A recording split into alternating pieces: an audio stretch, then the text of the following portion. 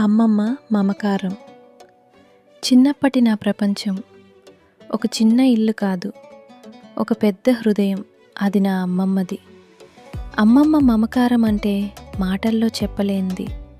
ఆమె గోరుముద్దల్లో ప్రేమ ఉంటుంది, ఆమె చేతి వంటలో ఆత్మీయత ఉంటుంది, ఆమె మాటల్లో ఓదార్పు ఉంటుంది. నేను సెలవులకు అమ్మమ్మ ఇంటికి వెళ్ళినప్పుడు ఆమె కళ్ళల్లో కనిపించే ఆ ఆనందం నేను ఎప్పటికీ మర్చిపోలేను. ఆమె చెప్పిన చిన్న చిన్న కథలు, ఆ కథల్లో దాగి ఉన్న జీవిత సత్యాలు, అవి నాకు పాఠాలు కాదు, మార్గదర్శకాలు. ఆమె జీవితంలో జరిగిన మధురమైన అనుభవాలు నాకు ఓ బలంగా మారాయి. ఎప్పుడూ నవ్వుతూ ఉండాలి, ఎంత కష్టం వచ్చినా నిలబడాలి అని నేర్పింది.